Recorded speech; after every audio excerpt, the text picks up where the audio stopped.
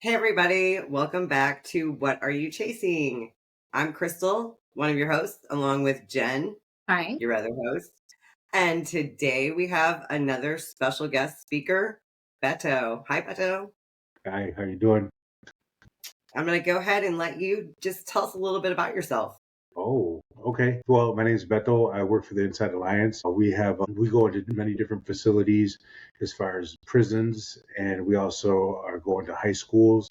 We do other businesses and other community partners to where we teach the Insight to Wellbeing. Insight to Wellbeing is a 10-week course that really changed my life, my internal life, and while I'm navigating my physical life. Uh, and it's just through my experience, which I'll share and I'll be very open with. Uh, I did over 23 years in prison, started at age 16. I got sentenced to 17 years at age 16. I did 11 years straight. I got out for 72 days. I went back for 4 more years. My 17-year sentence became a 23-year sentence, going back and forth 5 different times. I haven't seen a day in jail in over 10 years, 11 years, maybe 12 years. I lost track because it's not who I am anymore. And even became a bottom barrel drug addict. I was strung out on meth for 18 months, and I have 6 years clean. But through so many different parts of my life, I've been through so many different programs like MRT, CBT, DBT, did around the steps. All them programs were very helpful. All them different ways of thinking were helpful. And however, I really found the personal freedom with the Insight to Wellbeing. As far as I don't have to get caught up in my thoughts. I look at thoughts a little bit differently, and yeah, just the Insight to Wellbeing has been very impactful in my life, which comes through the understanding, which is also the 3 p.m. understanding as well. Beautiful. Awesome. What do you want me to talk about?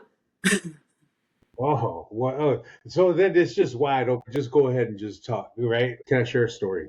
Yes, please. Absolutely. So just recently, my bonus son and I went to Alaska, right? When I say my bonus son, I really mean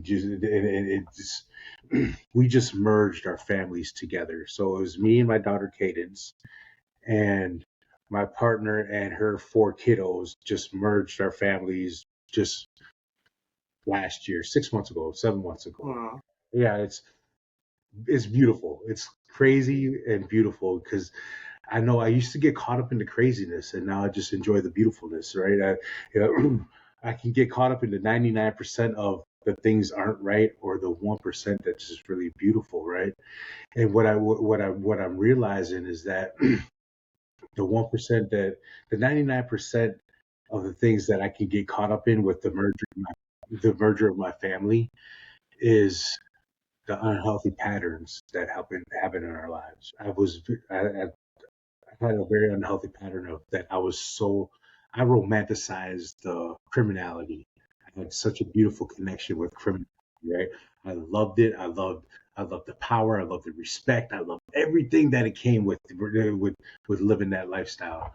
And then I didn't enjoy the chemical addiction to meth as much as I did the addiction to criminality, just because it was just a whole different monster. It was just it took over me.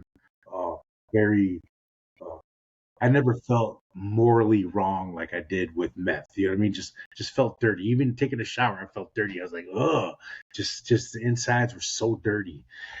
And so then I've realized that through all these other programs that I've been involved in, is that they always said, well, if you change your thinking, you don't do that. If you change your feeling, then you won't do that. If you change your actions, all these things. Well, I was so caught up in the actions, I really didn't care about my thoughts and my feelings. I just wanted to do it, right? I didn't know how powerful the thoughts were with the feelings that I connected to the actions that I did. So here I've been healing from my impact of harm through my criminality and all the things that I did to other people and to myself, and then also like the impacts of harm with the meth, to other people and to myself. So coming to Alaska, uh, something overwhelmingly hit me that yes, I can heal from the actions, but I'm also in a thought recovery because now I'm realizing the thoughts behind the actions that I did. I didn't have no filter of right or wrong, yes or no. Oh, they're neutral. I didn't understand any of that, right? If I thought it, I did it, and regardless of the feeling that was attached to it or whatever, I just went for it, right? And so now I'm realizing that okay, I'm having these living amends for all of the things that I'm doing and all this stuff. However, what am I doing to heal from the thoughts that I had, right? Like, and knowing that the thoughts that I brought to life, I really meant something to me. So we're in Alaska. In my addiction, I love to dig pits, right? And when I say pit, a big fire pit, right? And so I'll dig, and I'm like 5'9", 5'10" on a good day, and I dug the pit to my shoulders, two of me wide, right? Two of me wide to my shoulders, and I'm a 300-pound guy. So it's like I got a little bit of girth to me, right? And all these things. Yeah, and so it was a really big hole. And so it was surprisingly hot in Alaska. So I went for a swim. While I went for a swim, I happened to look up across the lake, and I happened to see an eagle flying, right? And the thing about the eagle, it stopped. It did one of these numbers. It said, shh. And I said, "Oh shit!" Right?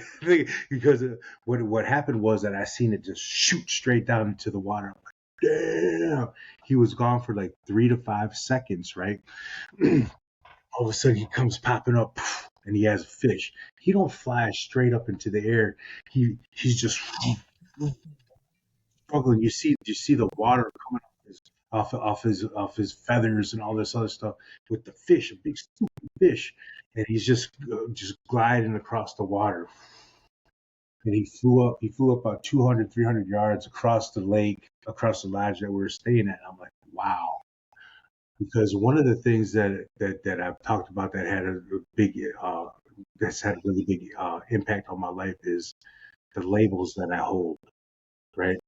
And the labels that I hold uh, sometimes became too heavy for me, but I didn't realize that I could let go. And there's this thing to where there's some baby eagles that drown because they pick up a fish that's too big and they don't realize that they can let go, you know? So it brings them down and they drown, right? And then I realized like, damn, there's some like the labels that I had in my life too that just drowned me. And I didn't realize that labels were just thoughts that I was holding on to, right? So this was just amazing experience. I'm like, oh my God, I got to see an eagle, this the full circle, all these things. It was beautiful. So I went back to my pit. In my pit, we had so much brush, right? So we started burning this brush, and I swear this brush would just, the flames would start to go higher and higher.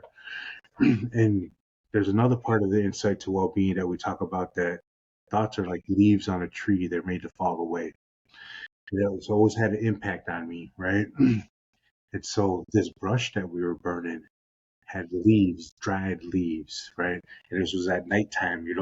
And so we started burning this brush, and the fire just ignited these leaves, right? And it's just they're flying up in the air, and you see these leaves with the burnt ambers of just burning, you know.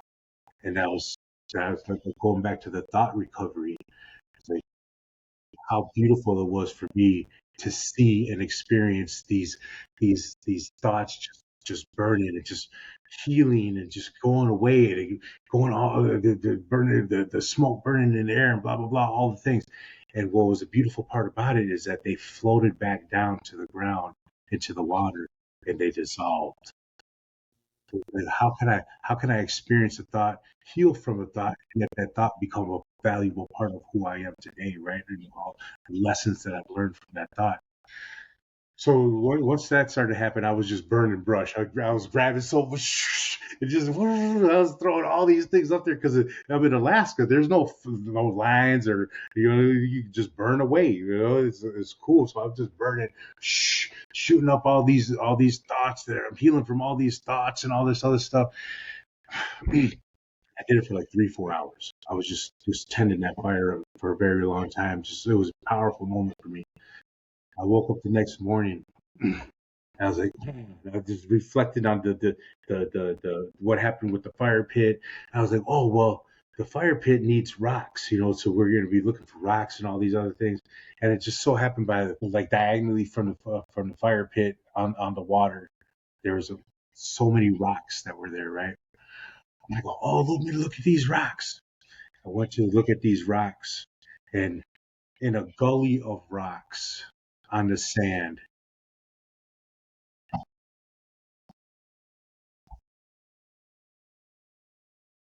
fully intact eagle feather. That was right there, Wow. That's awesome. just, and like still to this day, when I get an opportunity to share this story with people that I care about, they really can understand. You know what I mean? Like how Yeah. we heal from the thoughts, and then the connectedness to nature, and then for an eagle to gift me, not another person, but an eagle to gift me this. It's very powerful, Very. very powerful for me, very healing. Yeah, and it's fully intact. Like, look how big that thing is. You That's know what I'm amazing. Yeah, It's yeah, really cool. yeah, That's an amazing story, Beto. That's an amazing analogy of and yeah, getting to watch it almost like it was all of those thoughts that you had before just burning up and yeah. becoming a foundation and not a prison guard, you Mm, know? yeah. Um, and I love that because, yeah, labels are a big thing that we talk about too. And congratulations on only 18 months of addicted to meth. I'm sorry. I spent the better part of 20 years Yeah. running that. And I know what you mean about the power. It was, I was a little girl with a great big bag. Mm, yeah, I call it the shots. yeah. And I created my identity on that. And then they're like, oh, it's because you're bipolar. And a lot of people that are bipolar self medicate with the meth to quiet their heads. And, but That's, that's what I did. Really, yeah. my head would get so loud that in that 20-year battle, I would have small chunks of sobriety, but my head would get so loud. Every time I sold everything and moved into my car, I was not on meth. I was in a manic high, paranoid, and it'd get to be too much. And then it was just, well, we can quiet that right down, and then we can just be in a whole big old mess that criminology, that power. And then I used to tell myself it was fine because I used the power for good, right? You know, I might show up and get you all high and shit, but I'm going to make sure your kids are fed too. Yeah. Yeah. Yeah. Yeah. Yeah. I was a drug dealer with morals. There's no such thing. No. But it's those labels that we give ourselves and that other people give us, Mm, bipolar. I was told I would never, I'd have to be medicated for the rest of my life. I've done antipsychotics, I've done mood stabilizers, and then I got the 3 principles, and now I'm not on any. that's amazing. I So, have, I want to say 8 years off of meth now. Made it past my 5 year mark because before everything was 5 years. I always said it took 5 years for my bucket of what the fuck to overfill and my life to crumble. So mm, every 5 years, my bucket of what the fuck would overflow. I'd pick up the pieces and start over. And I'm well past that 5 year mark. And that bucket of what the fuck is empty. Yeah. It's not full because it was all thoughts. Yeah. I love one, Jennifer and Krista as well. Is like I'm loving the space of getting to know you, right? So I remember you sharing about the meth addiction and all that other stuff, and now just like how long that you've been in that for me, it was my very strong addiction was the criminality, right? Going back and forth, and I had little bits of time. The longest I spent out was 3 years, and to me, your what the fucks were. Well, today's the day, motherfucker. You know what I mean? Yep. Today is the day. You've been poking, and today's the day. Boom, there you have it. Yep. You know, and it's so crazy to where I don't care what type of therapy I had, CBT, MRT, DBT. It always made me, to me, a better criminal, right? Where I Yes. felt that I felt that it did, right? Even though I was going through the recidivism of getting locked back up over and over again, I thought I knew it all. And from this understanding to where I emptied that bucket of thoughts, all these things to where it's like, now I really don't know anything, you know. Yeah, I really, and to me that would be a shot to my ego for you to say, "Hey, Beto, you don't know what you're talking about. Who are you talking to?" You know, all these things. And now that I can really hold the fact that I don't know anything and I'm okay with it. Gentle, you know, gentle is the thing that I could not be in any one of my addictions.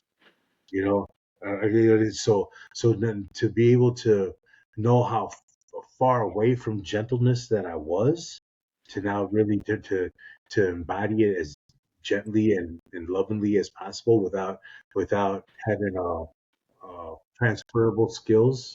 And one of the things that I'm aware of is that in my unhealthy patterns of narcissism and all the things, right, to where all these little patterns that I was like, you know what, this is the first time that I felt freedom and peace, right? I felt I'm experiencing a quiet mind. Never in my life would I even would able to put together what a quiet mind is, right? But knowing that I'm like I have a space to really experience a quiet mind that comes with no attachments, ever flowing ideas. My partner Ulu, she goes, she goes, you know what, Beto? She goes, you know, just because you thought it doesn't mean that it's final. I said, what? I said, what do you, what? And it hit me so hard. And it added more to even the experience in Alaska of how even a thought can be come back again and heal and just go through its process. It's like, what is really final, right? There's nothing final in life until I label myself to be like, this is it. This is who I am. This is my land, the line in the sand or whatever. And knowing that I don't have to embody that or that's not my walk anymore. The exploration is like never ending now. I could do whatever, and it's so beautiful.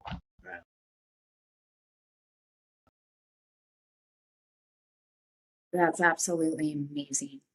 And this understanding, like no matter where we come from it, to it from, whether it's addiction and just ready to give up, mental illness, or if you just stumble upon it and you didn't know you were looking for it. Yeah. That's me. It changes lives. Yeah. It really does. Because you know what, Beto, I can relate to something you were talking about there. And that was if somebody told me I didn't know something, no, man, we're going to argue till the sun goes down and comes back up until you see that I'm right. I am the one. That was me. I could argue about anything. Yes. And it was not over until I was right. Yeah. And yeah, I'm the one that, I came to the principles by accident. Yeah. I wasn't looking. Mhm. I wasn't looking for inner peace. I was okay with the not nice person I was. I was a real bitch. I could be a really good friend, but I was not nice. Mhm. And I was fine with it. I didn't care. I was fine with who I was, even though it wasn't the best version of myself. I didn't even know there could be another version of myself. I was taught that people are the way they are and they don't change. Yeah. That was kind of my programming growing up. So I truly believed that, I'm in my 40s and this is me. I'm not changing. And yeah, I took a course that led to another course that I had no idea had anything to do with whatever these principles were. And when my mentor started talking about the principles and all of these wonderful things that could happen and problems would dissipate and all this, I was thinking, bullshit, number one. Yeah, right. Yeah. Yeah. And number two, one of the first things he would say too is you're going to have to drop your intellect. And I'm like, well, that's not happening because without that, who am I? Mhm. And so, yeah, then I took this course called the Ultimate Coach Program and by David Key. And about 6 weeks into that course, I don't know what I heard. I heard something and it changed my life right there in an instant. I saw everything differently. I opened my back door to look outside and look around, and it was like I saw the world for the first time, whether it was the trees, the grass, the streets, the cars. It didn't matter what I was looking at. It's like I had never seen it before in its purest, truest form. And since that day in 2022, it has just gotten better from there. I love it. And it's powerful. Your story is powerful. That story you just told at the beginning and the eagle and just experiencing the principles in the moment, being present enough to we're burning that brush and those leaves going up in there, the labels and the thoughts and all the crap stories we carry with us for so long. Just watching them burn off and not only burn off, but then fall into the water and dissipate. Yes. Beautiful. And, I found the innate well-being program by David Key because taking the classes to be a peer support was more expensive and I wanted to do something, and I gotta say that one of the coolest things about this is the only thing you have to work on, the only thing you have to practice and make sure you do every day to get this is be present. Live your life. Be in the moment doing what you're doing with a quiet mind. And that's all you have to do to understand more. It's so powerful. What I'm realizing along my journey is that we're all so similar, right? Regardless if we have different experiences and different circumstances in our life, we're all so similar. And there's something powerful about this understanding, these principles that does something for everybody. Every time I do a class, I never have nobody at the end of the class 10 weeks says, Beto, you don't know what the fuck it is that you're talking about. This was bullshit.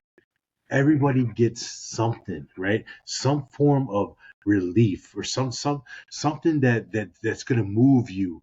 For myself, is I didn't know anything about this. I didn't know anything about principles. I didn't know anything about Sydney Banks. I didn't know anything about anybody, you know.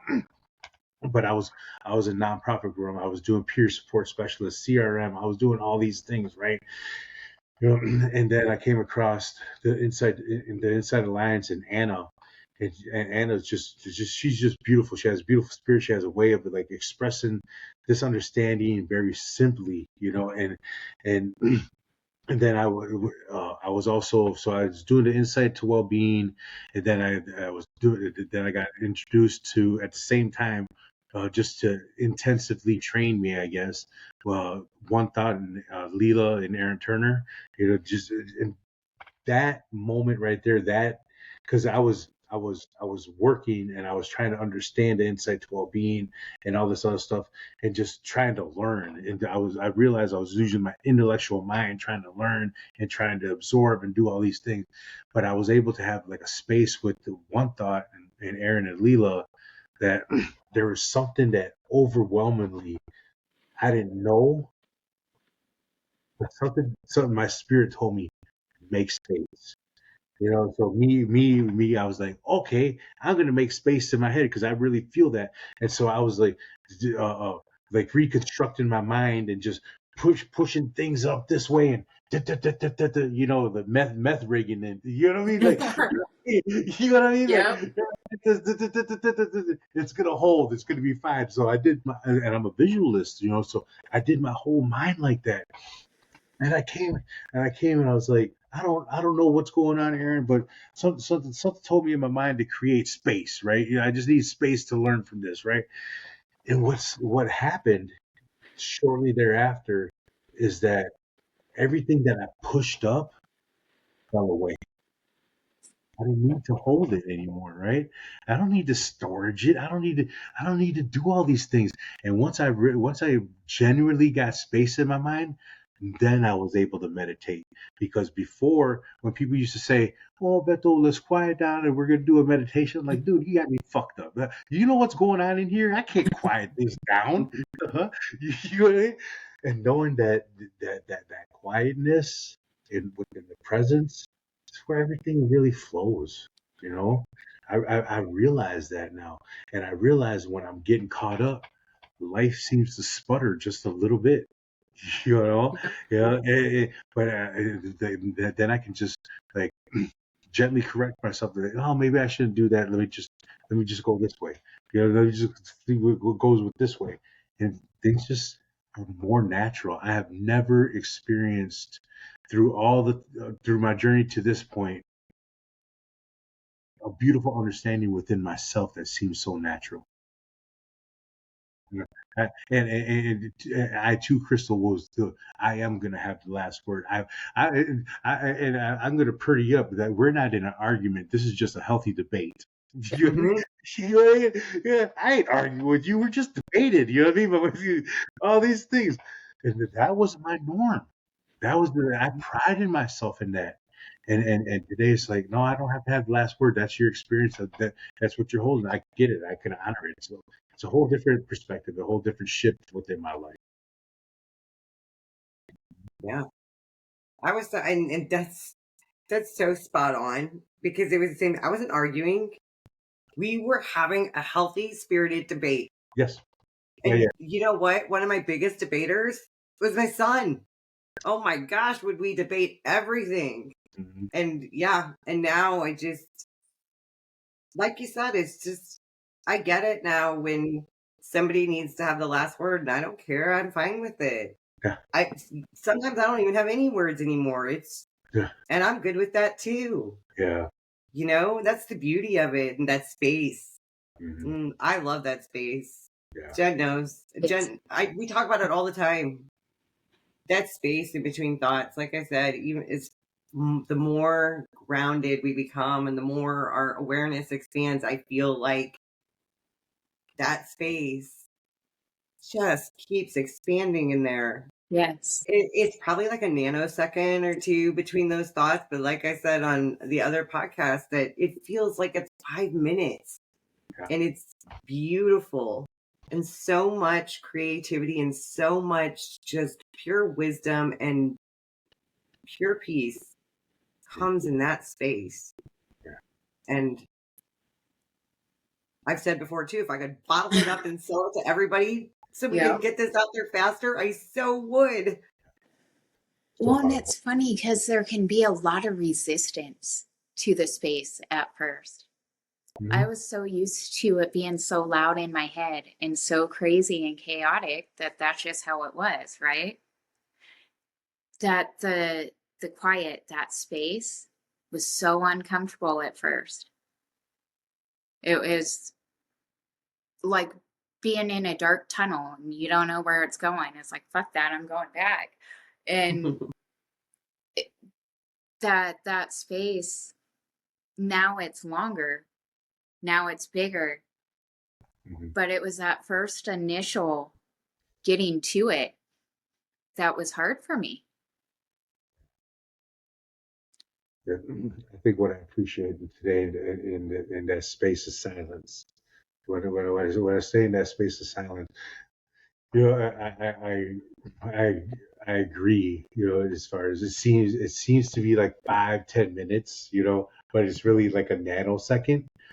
And what something that hit me really hard is that I can appreciate that space of silence now, and it sits around a little bit longer because I don't go to a place of judgment.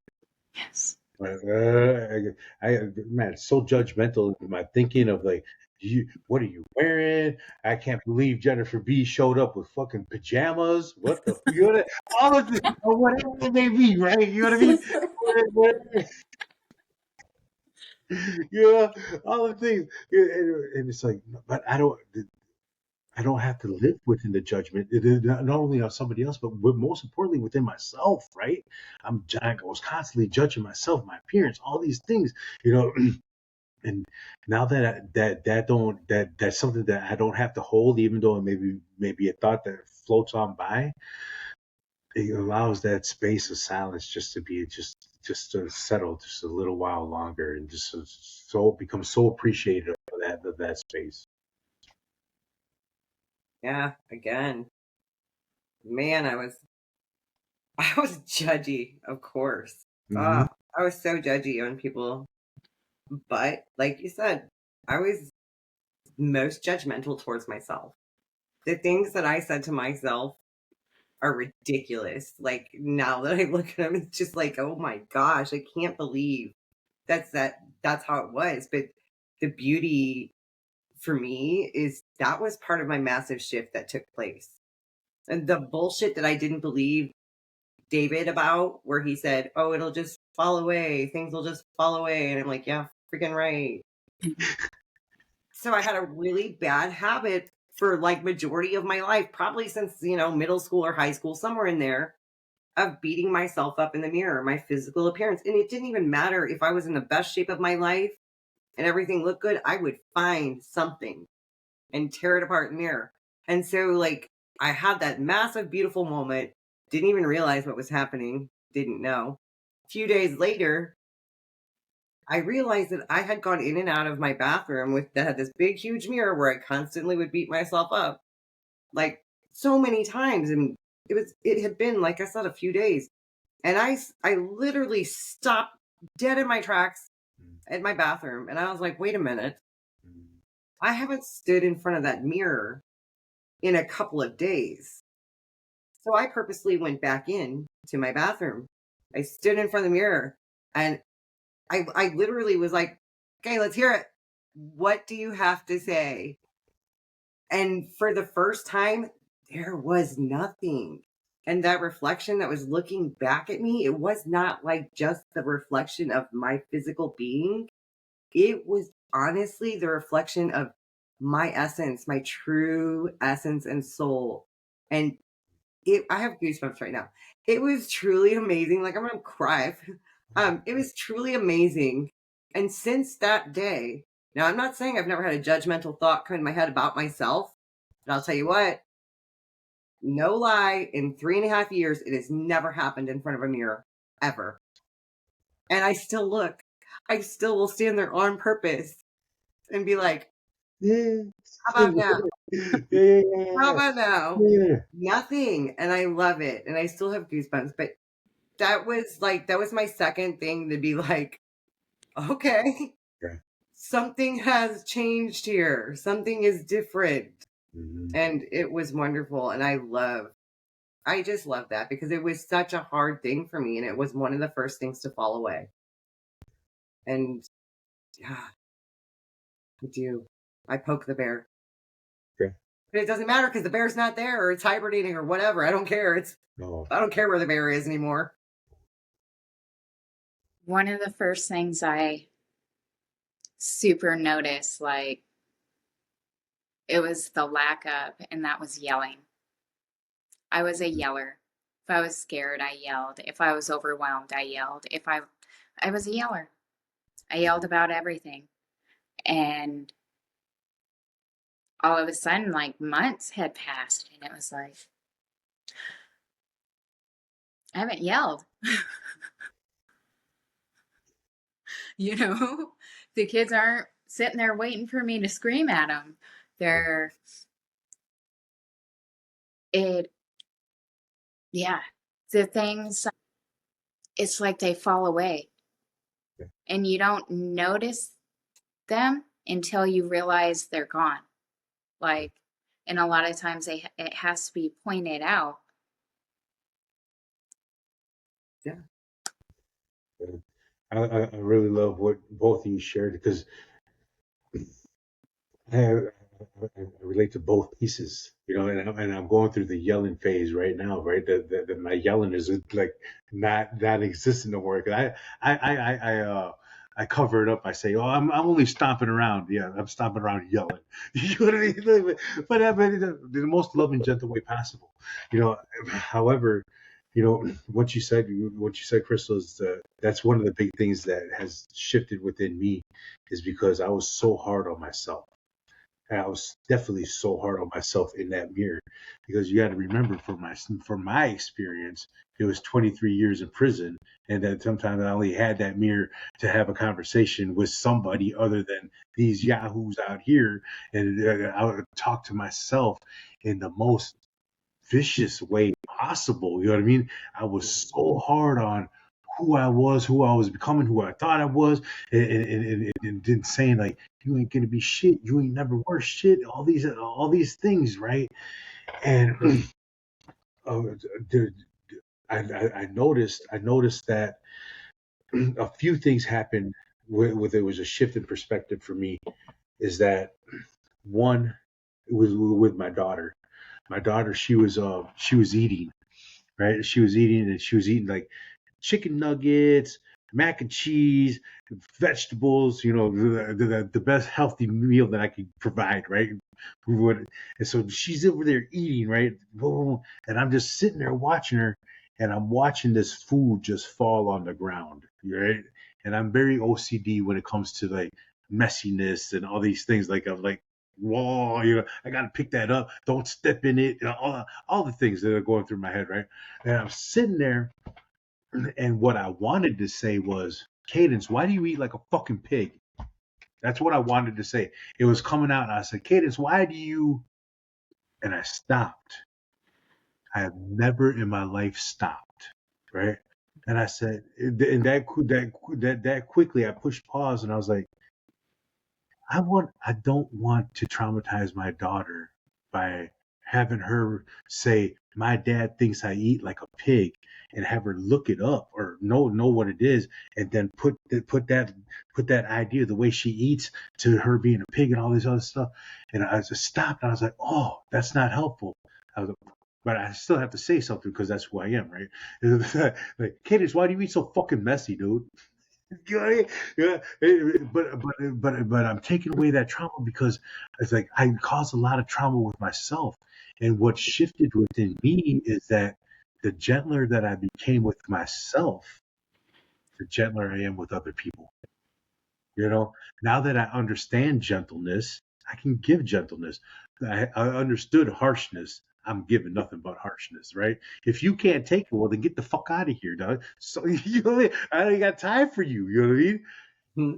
That don't work. It didn't work. My life was so. I used to say, uh, uh, I prided myself on the strength that I have. I carry the weight of the world on my shoulders. You know what I mean? And it was with that harshness. You know, I can take it. I can take it. I can take it. I can give it. I can take it. I can do all these things. And now I don't have to. You know, I don't like. I don't. I don't have that heaviness anymore. You know, it's just I'm feeling extra light, and it gives me the opportunity to be in light within my life. I can be light within myself. You know, and it's just so it's so beautiful. So I appreciate both of your stories.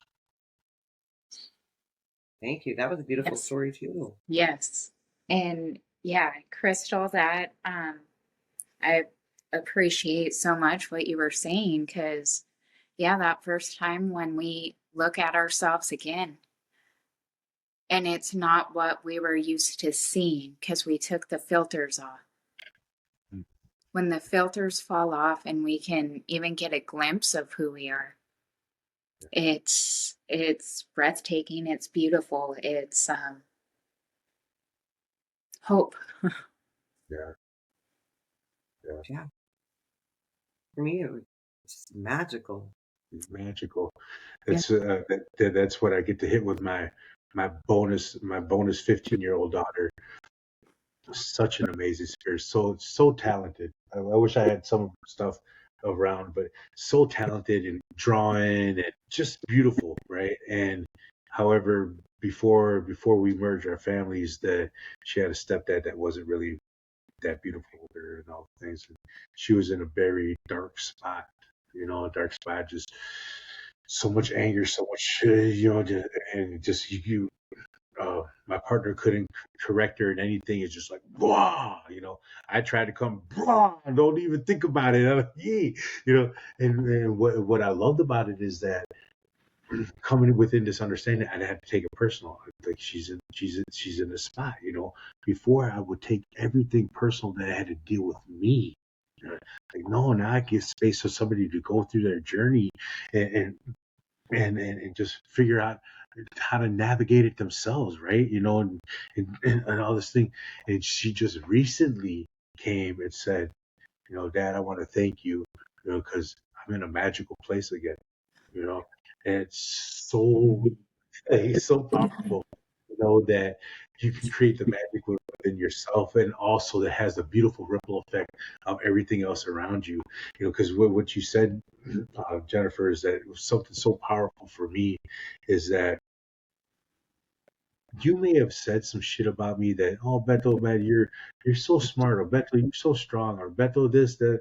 Like, man, I ain't whatever. You know what I mean? Whatever. And coming into this understanding, like I said, I've been through so many different programs, and something overwhelmingly hit me to say about the filter. Is that, Beto, you need to change your filter. And I was like, you know, and this analogy hit me to where it's like, you ever take your car to go get a tune-up and you change all the fluids, right? You change all the fluids, everything's running good because now you got good fluids.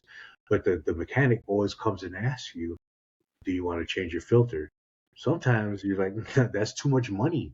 I can't afford that right now, right? Just knock that thing off, right? And put it back in there. It'll be fine. You know what I mean? And so there's only so many times where you can do that, and they'll be like, no, it's about time to change your filter, And so again, I'm a visualist, and what what I did one time is that I was like, man, I never changed my mental filter, right? Through 40 some odd years of my experience of hustling, doing this, doing that, being an addict, doing all this other stuff, I've never changed this. And I took it out visual, I took it out, and I said, damn, how could how could anything get through all that shit though? You know what I mean? Even if you try, it's gonna be contaminated with residual effects of the past stuff, And I popped in a new filter. I was like, we just felt the freshness just come through me, just like, oh my God, I feel something completely different, and it's landing, it's genuine, it's naturally flowing within me. And now every once in a while to where I'll just change the filter. You know what I mean? Just like boop, just give myself an opportunity of that fresh breath of air, and it don't cost anything. You know what I mean?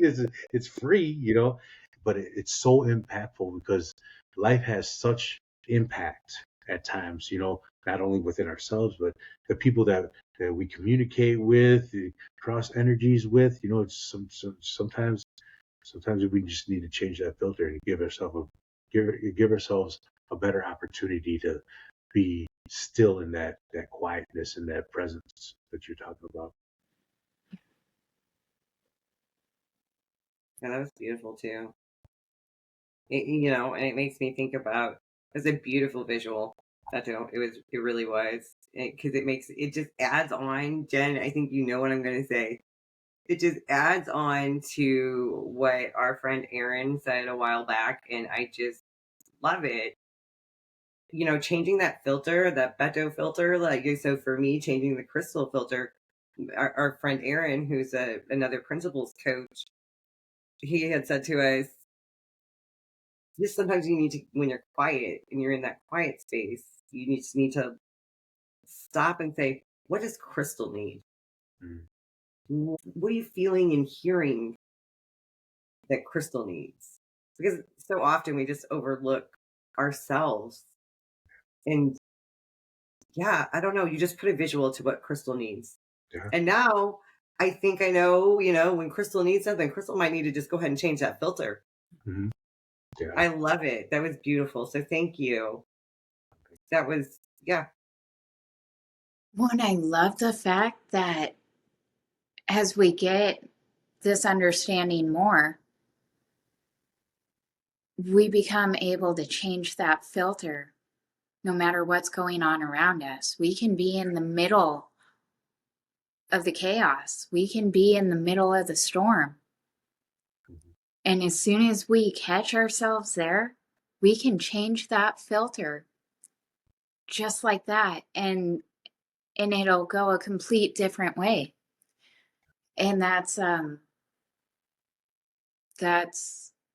magical thing, for lack of a better word, because I mean, we get to choose. Yeah. Yeah, I love the option of choice. I have an overwhelming insight that hit me so hard, and it was during our 10 weeks, 10 weeks that we did, Jennifer. Yeah. Is that we have fundamentals in our life, right? We learn the fundamentals of life. Just like just like people that play sports, you have to learn the fundamentals of sports. You just can't go into a basketball court and run around thinking you're going to know the game. No, there's fundamentals to this shit. You know what I mean? Same thing with our life. There's fundamentals to life. And what I've learned is that a lot of our fundamentals is through the experience that we had, that we've created this fundamental core belief of who we are, right? These are fundamentals, the fundamentals of living, right? So one of the times I was sitting there, I was vacuuming. I was vacuuming the room from, I think, from a trip or whatever. And I had one kid come in after another. Boom, dad, boom, dad, boom, dad, 5 of them. Bing, ding, ding, ding, ding, right? One after another. And it just hit me so powerfully. I was like, man, this is a new life, new eyes, fresh spirit, right? And I'm learning something so powerful from this understanding, is that we have a universal experience that's unquestionably in all of us, and we have the fundamental experience that we created through our creations of life and what we experience. And so, what am I giving my kids the fundamentals that I've learned, and the circumstances that I've learned that condition me to be all this other stuff?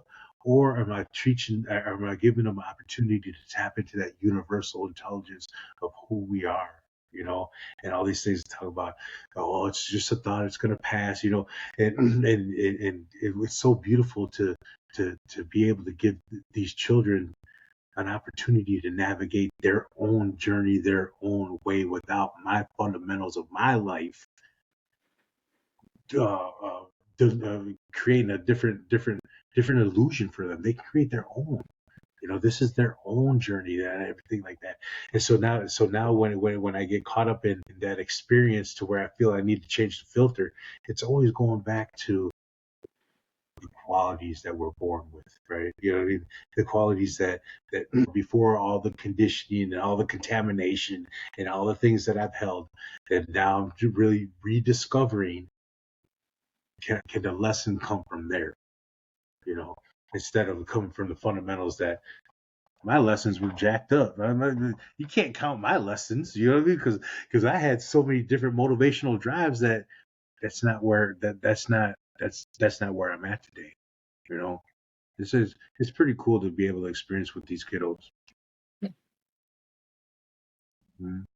And it's so cool when you get to see it working in them, even when they don't even know that they're doing it. Yeah. You know, I've watched my 16-year-old son just go from always having his shoulders down, his head down, and be hard on himself to working out to head up, shoulders straight, you know. And I've watched my 12-year-old he's just we don't have meltdowns. He hasn't had a meltdown. And I mean like an autistic meltdown Yeah. in in so long. Like 2 years ago, 3 years ago, he was getting suspended every week. Sent home, suspended. We were having issues. It was a thing. Mm. And this year he has, you know, he's in 6th grade now. And he has he has 1B. And it's like not long ago I would have like paid him money to get anything above an F. And you know, to see him, I know I've shared this before, but one of my favorite things is he's always struggled with his anger. Okay. And the exploding and meltdowns. I mean, he could take out a whole classroom like that. Mm.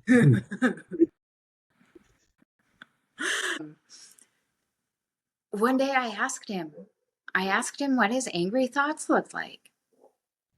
Give me your metaphor. What are your angry thoughts? And he told me it was like this red hate gas that would fill up his head and come out his ears and explode. You know, right? Very powerful. Yeah. But he, you know, now we talked about what we could do when we noticed that. And he's like, well, it's kind of in a balloon, so I could pop it. And he takes his magic sewing pin and he Oh, wow. pops it when it starts to come up. And that was after he kicked a hole in the wall at school one day. You know, he didn't want to hear about the bubble machine or that it was just another thought. I've got a great big fuck you, mom, from that. And it's like, oh, okay, well, that's not working. So let's change direction. How about you tell me what yours look like? I love that. But we haven't had an incident. Yeah. We haven't, like, he pops those hate bubbles now before they explode. And it's very cool to get to see it. It's like one step closer to maybe going back to a mainstream classroom. That's beautiful. So Shannon, you know what I love that I've never said before when you've told that? The best part about that is you flipped the script. You know, instead of you telling him what his thoughts should look like or not look like, and you don't do this and you don't do that, and we don't have anger and we don't do this, and you said, tell me what it looks like. What happens when that anger and that rage comes up? And that's beautiful because he got to express it the way he feels it and he sees it in his mind. Yeah. And I love it. He's such a beautiful kid. I love Riker. Oh, sorry if so talented. his name out there, but I love him. So I love him too. So he's talented. Amazing. This kid has been making his own toys since he was 5. It started out with stick figures that he just cut out. Now he makes perfect clay figurines. He makes whole huge houses, like multi-stories. The roof comes out, every room decked out, perfect. He sews his own stuffed animals, his own little stuffies. He makes his own. Like, the kid's amazing. Absolutely amazing. I love being able to recreate the confidence, right? Because I think one of the things that what I'm hearing is that through an experience, sometimes we lose confidence. You know what I mean? We lose confidence in how we move in all these things. I know I lost mine as a child as well. It's where it's like the last thing I was confident. This is why I was so debative and all this other stuff. Because I didn't have that confidence, right? And I was sitting here just starting the Insight to Wellbeing and going on Zoom on certain classes. And Anna, she told me she told me, she goes, "Why are you always talking with your head down, Beto?" And I was like, well, I'm looking at my keyboard. I'm looking at my keyboard while I'm talking.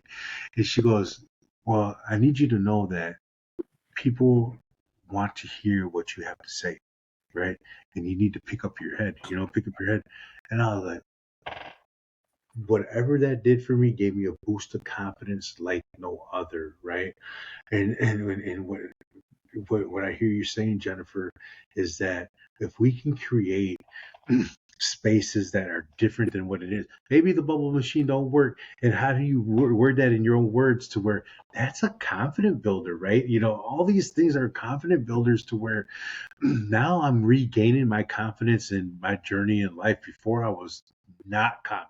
I was just dragged down by everything that life threw me, and now it's like, no, I can be flexible with this. I like it don't it's not defining, it's not the finalization of the experience, blah blah blah, whatever.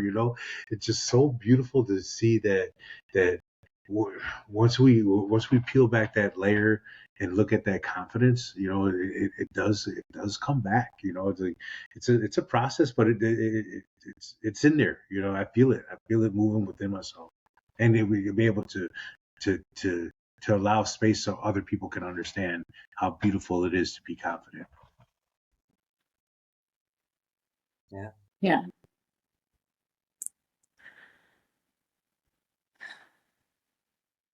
I feel wonderful. I've enjoyed this conversation so much. Yes, it was. Thank you for the honor of being here. It was cool. So Yeah, I'm with Jen too. Thank you, Beto. It was amazing. Just a beautiful conversation, just a beautiful feeling. Like, I can't believe it's been an hour because I feel amazing right now. And I am just so thankful for you, Beto, and for Alicia, both of you coming on here and sharing your stories. And you guys are an inspiration. The work you do is beautiful and amazing. I love it. And I'm very grateful, very, very grateful for the opportunity to sit with you today and talk with you. That was awesome.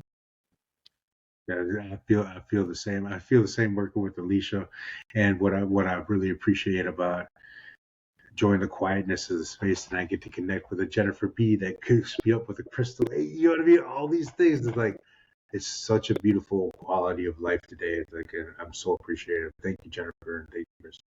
Yeah, thank you. And thank you for watching. Make sure to like, comment, share, subscribe. And thank you. We'll see you on the next one. Nice.